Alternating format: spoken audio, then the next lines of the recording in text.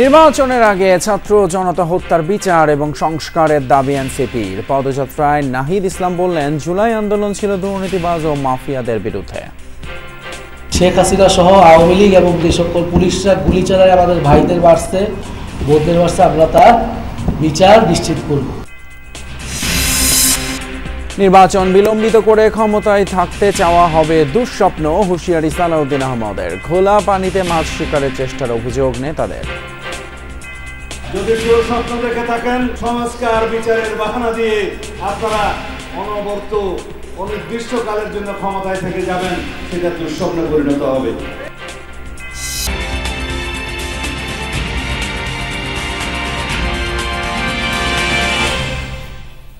আমন্ত্রণ যমুনা নিউজে, আপনাদের সঙ্গে আছি আমি ফয়সাল তিতুমির। এতক্ষণ শিরোনামগুলো দেখলেন। নির্বাচনের আগে ছাত্র জনতার হত্যাকারীদের বিচার নিশ্চিতের পাশাপাশি মৌলিক সংস্কার করতে হবে। বিচার প্রক্রিয়া দীর্ঘ হলেও দ্রুত রূপরেখা দেওয়া উচিত বলেও মন্তব্য করেন জাতীয় নাগরিক পার্টির নেতারা। 64 জেলায় কর্মসূচির অংশ হিসেবে বগুড়া, জয়পুরহাট এবং নওগাঁয় আয়োজিত পথসভায় তারা বলেন, জুলাই আন্দোলন শুধু শেখ হাসিনার পরিবর্তন নয়, জুলাই আন্দোলন ছিল দুর্নীতিবাজ মাফিয়াদেরও পরিবর্তন। বগুড়া থেকে এনসিপির পদযাত্রা যখন জয়পুরহাটে পৌঁছায়, তখন সেখানে লোকে লোকারণ্য। সবাই অপেক্ষায় 24-এর অভ্যুত্থানের নেতৃত্ব দেয়া নাহিদ, সার্জিস, হাসনাতদের বরণ করে নিতে। জয়পুরহাটে সমাবেশে এনসিপির দক্ষিণাঞ্চলের মুখ্য সংগঠক হাসনাত আব্দুল্লাহ বলেন, যারা জুলাইয়ের বিরুদ্ধে অবস্থান নিয়েছে তারা আওয়ামী লীগকে পুনর্বাসনের চেষ্টা করছে। শেখ হাসিনাকে দেশে ফেরত পাঠাতে ভারতের প্রতি আহ্বান জানান তিনি। এ সময় নাহিদ ইসলাম বলেন, শুধু শেখ হাসিনার পরিবর্তন নয়, জুলাই আন্দোলন ছিল দুর্নীতিবাজ ও মাফিয়াদেরও পরিবর্তন। যারা জুলাইয়ের বিপক্ষে অবস্থান নিয়েছে, যারা বিপ্লবীদের বিপক্ষে অবস্থান নিয়েছে, তারা মূলত আওয়ামী লীগকে আবার পুনর্বাসনের চেষ্টা করছে। 2024 সালে আমরা আন্দোলন করেছিলাম, গণ অভ্যুত্থান করেছিলাম শেখ হাসিনা সরকারের পতনের জন্য। আমাদের এবারের আন্দোলন, আমাদের এবারের কর্মসূচি নতুন দেশ গঠনের। শুধু ক্ষমতার পরিবর্তন নয়, শুধু দলের পরিবর্তন নয়, এই মাফিয়া দুর্নীতিবাজ সিস্টেমের পরিবর্তন করতে হবে। জয়পুরহাট থেকে নওগাঁয় পৌঁছে পঞ্চম দিনের কর্মসূচি শেষ করে এনসিপি। বালুডাঙ্গা বাস টার্মিনাল থেকে রিকশা ভ্যানে শহরের দয়ালের মোড়ে পদযাত্রা নিয়ে যান কেন্দ্রীয় নেতারা। এরপর নওজোয়ান মাঠে পথসভায় যোগ দেন তারা। আমরা এই বাংলাদেশে, এই নওগাঁতে কোন চাঁদাবাজ সিন্ডিকেট যারা চালায়, যারা মিথ্যা মামলা চালায়, যারা কালো হাত রয়েছে, তাদেরকে আর আমরা নওগাঁতে দেখতে চাই না। দিনের শুরুতে বগুড়ায় শহীদ পরিবারের সাথে দেখা করেন দলের নেতারা। এ সময় নাহিদ বলেন, নির্বাচনের আগেই ছাত্র জনতার অভ্যুত্থানে হত্যাকারীদের বিচার নিশ্চিত করতে হবে। এই যে যারা গণহত্যা করছে, গুলি করে হত্যা করছে, আমরা তাদের বিচার নিশ্চিত করব। এই বাংলার মাটিতেই শেখ হাসিনা সহ আওয়ামী লীগ এবং যে সকল পুলিশরা গুলি চালায় আমাদের ভাইদের বাড়ছে, বোনদের বাড়ছে, আমরা তার বিচার নিশ্চিত করব। বিচার, সংস্কার, তারপরে নির্বাচন। পরে সাত মাথার মুক্ত মঞ্চে পথসভায় দলের সদস্য সচিব আক্তার হোসেন বলেন, নতুন এই বাংলায় আর কোনো চাঁদাবাজ, দুর্নীতিবাজ ও ফ্যাসিস্টের ঠাঁই হবে না। আওয়ামী লীগের বিরুদ্ধে যুদ্ধ করে, ফ্যাসিবাদের বিরুদ্ধে যুদ্ধ করে যে নতুন বাংলাদেশ আমরা পেয়েছি, সেই নতুন বাংলাদেশকে আমরা আর কোনো ফ্যাসিবাদীদের হাতে ছেড়ে দেব না। সাইফ আহমেদ, যমুনা নিউজ। সংস্কার এবং বিচারের নামে ভোট ছাড়া ক্ষমতায় থাকার স্বপ্ন দেখলে তা দুঃস্বপ্নে পরিণত হবে। কেরানীগঞ্জে বিএনপির সমাবেশে এমন হুঁশিয়ারি দলের স্থায়ী কমিটির সদস্য সালাউদ্দিন আহমদের। একই অনুষ্ঠানে দলের আরেক স্থায়ী কমিটির সদস্য গয়েশ্বরচন্দ্র রায় বলেন, বিএনপি মাঠে নামলে নির্বাচন আটকানোর শক্তি কারও নেই। এদিন রাজধানীতে এক অনুষ্ঠানে সিনিয়র যুগ্ম মহাসচিব রুহুল কবির রিজভী অভিযোগ করেন, নির্বাচন নিয়ে ঘোলা পানিতে মাছ শিকারের চেষ্টা চলছে। চুনকুটিয়া বালিকা উচ্চ বিদ্যালয় মাঠে ঢাকা জেলা বিএনপির দক্ষিণ কেরানীগঞ্জ থানার সমাবেশ। কথা বলেন দলের স্থায়ী কমিটির সদস্য সালাহউদ্দিন আহমদ।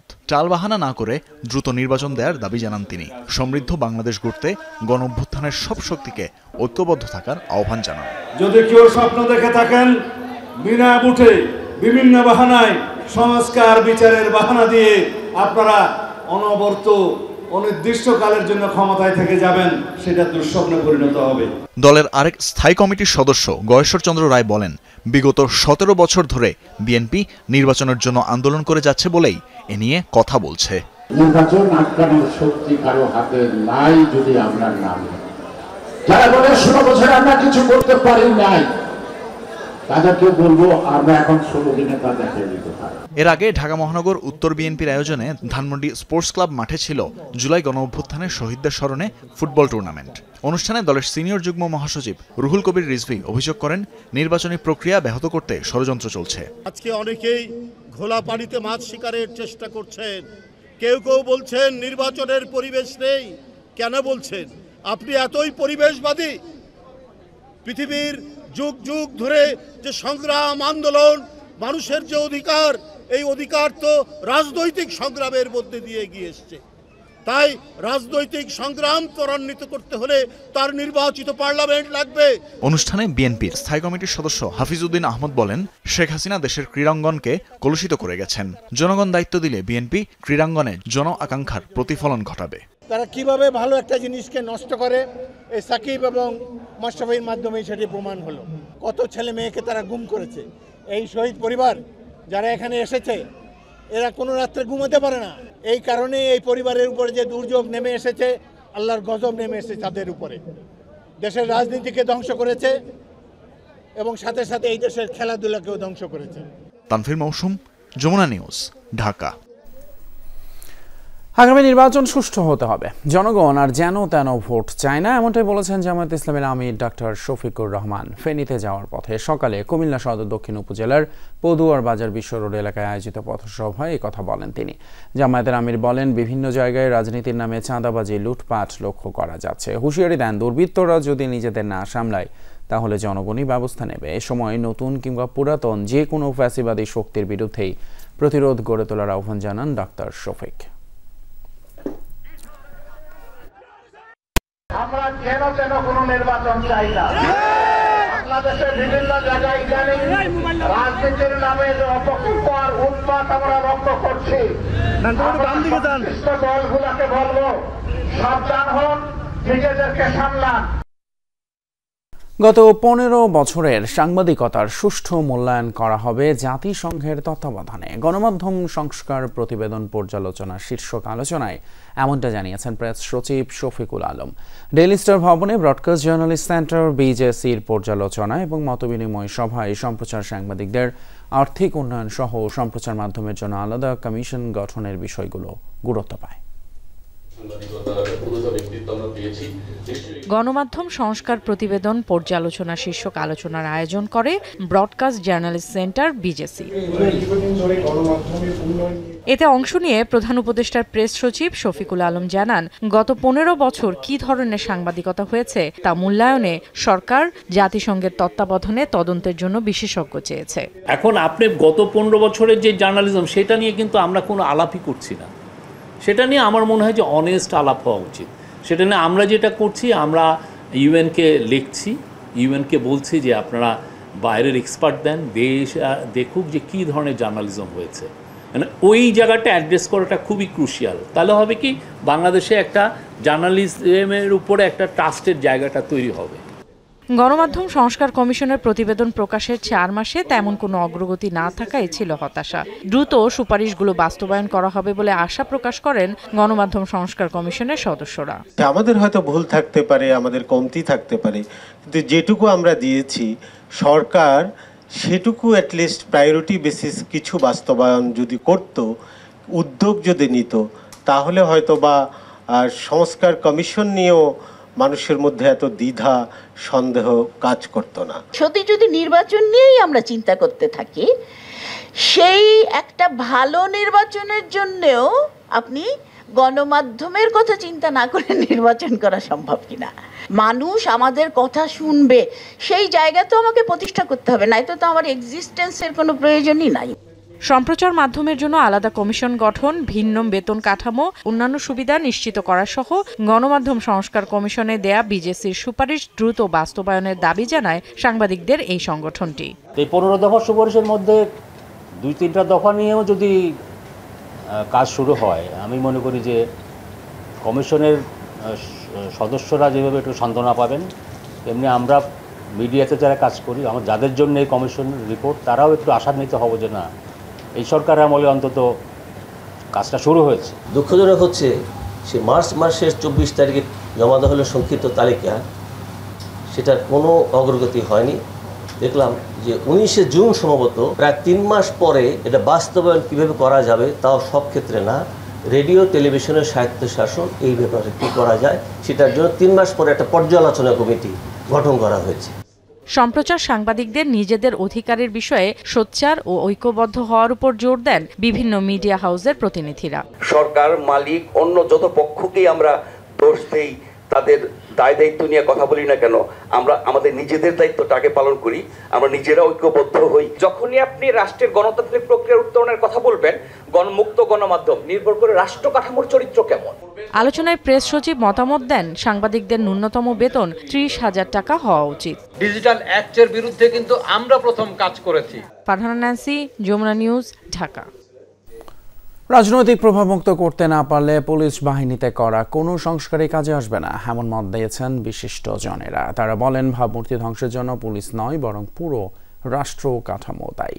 জাতীয় প্রেস ক্লাবে পুলিশ সংস্কার নিয়ে আয়োজিত গোলটেবিল আলোচনায় বক্তারা বলেন, একদিকে সংস্কার কমিশন কারোর সঙ্গে আলোচনা না করে রিপোর্ট দিয়েছে, আর অন্যদিকে ঐকমত্য কমিশন আলোচনার বিষয়বস্তু থেকে পুলিশ সংস্কার কমিশন বাদ দিয়েছে। আলোচকরা জানান, নিয়োগ, বদলি, পদোন্নতি সহ আমূল সংস্কার করা না গেলে পুলিশকে পুরোপুরি কার্যকর করা কঠিন। পুলিশের সংস্কার নিয়ে আলোচনার আয়োজন হলেও ছিলেন না বাহিনীটির দায়িত্বশীল কোনো কর্মকর্তা। এ নিয়েও সভায় ক্ষোভ জানান কেউ কেউ।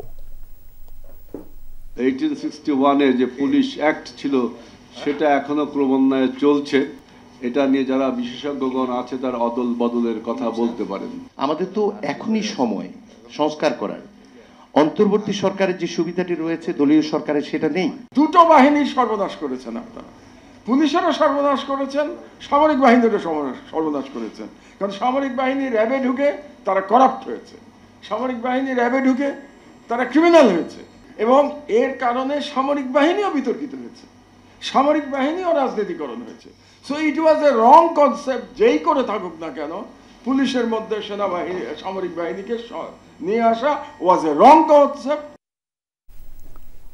পঞ্চগড়ে 2 বছর বয়সী ছেলের গলায় ছুরি ধরে গৃহবধূকে গণধর্ষণের ঘটনায় মামলার পর 4 যুবককে গ্রেপ্তার করেছে পুলিশ। শনিবার বিকেলে ভুক্তভোগী ওই নারী পঞ্চগড় সদর থানায় 4 জনের নাম উল্লেখ সহ অজ্ঞাত আরও 2 জনকে আসামি করে একটি মামলা দায়ের করেন।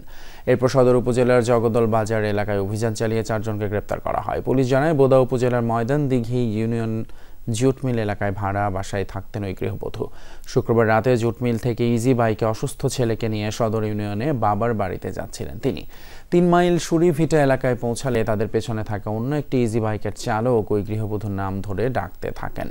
পরে অভিযুক্ত জনি সহ 6 জন সড়কের পাশের একটি চা বাগান সংলগ্ন এলাকায় নিয়ে যায় ওই নারীকে। সেখানে ছেলের গলায় ছুরি ধরে ভুক্তভোগী নারীকে পালাক্রমে ধর্ষণ করে তারা। অচেতন হয়ে পড়লে তাকে সড়কের পাশে ফেলে পালিয়ে যায় অভিযুক্তরা। পরে 999-এর মাধ্যমে খবর পেয়ে গৃহবধূকে উদ্ধার করে ছেলে সহ হাসপাতালে ভর্তি করে পুলিশ।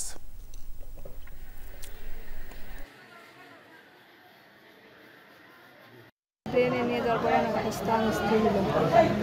হস্তাহস্তি আমি অনেক আপত্তি মিনতি করছি। আমি যাতে না চাই তখন আমার ওই ছোট বাচ্চার গলায় ছুরি ধরছে, তখন আমি নিরুপায়। পুলিশ একজন অজ্ঞাত মহিলাকে নিয়ে আসি গণধর্ষণের অভিযোগ নিয়ে। মহিলা অজ্ঞান ছিল, আমরা পরীক্ষা নিরীক্ষাও করেছি। শারীরিক নির্যাতনের আলামত পাওয়া গেছে।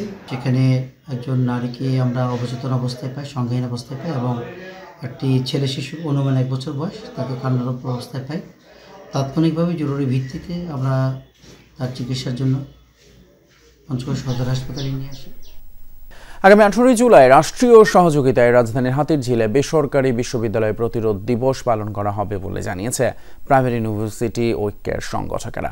বিকেলে গণভবনে সংস্কৃতি বিষয়ক উপদেষ্টা মুস্তফা সরোয়ার ফারুকীর সাথে বৈঠক শেষে একথা জানায় সংগঠনটি।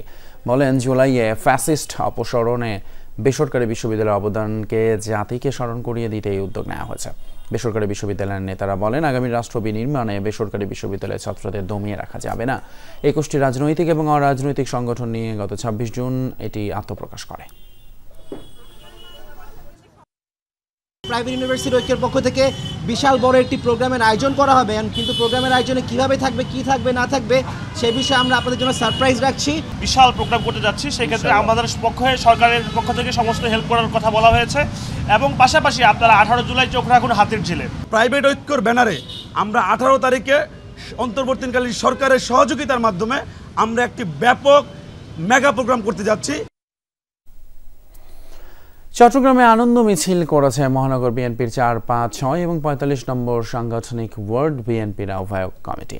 শনিবার বিকেলে নগরীর মহড়া থেকে আনন্দ মিছিলটি শুরু হয়ে বহদ্দারহাট গিয়ে শেষ হয়। এ সময় মিছিল থেকে মহানগর বিএনপির আহ্বায়ক এরশাদুল্লাহ, সদস্য সচিব নাজিবুর রহমান সহ সব নেতৃবৃন্দকে ধন্যবাদ জানানো হয়। পাশাপাশি বিএনপির ভারপ্রাপ্ত চেয়ারম্যান তারেক রহমানের প্রতি কৃতজ্ঞতা জানান নেতারা। এ সময় ওয়ার্ডের বিভিন্ন পর্যায়ের নেতারা উপস্থিত ছিলেন।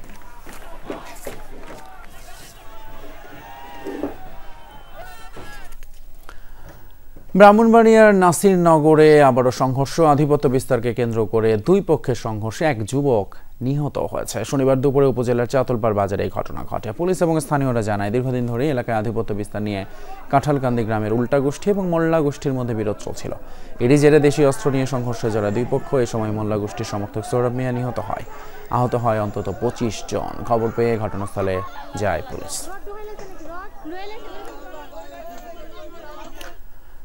এই ছিল যমুনা নিউজের এখনকার আয়োজন। এতক্ষণ সাথে থাকার জন্য ধন্যবাদ আপনাদের সবাইকে।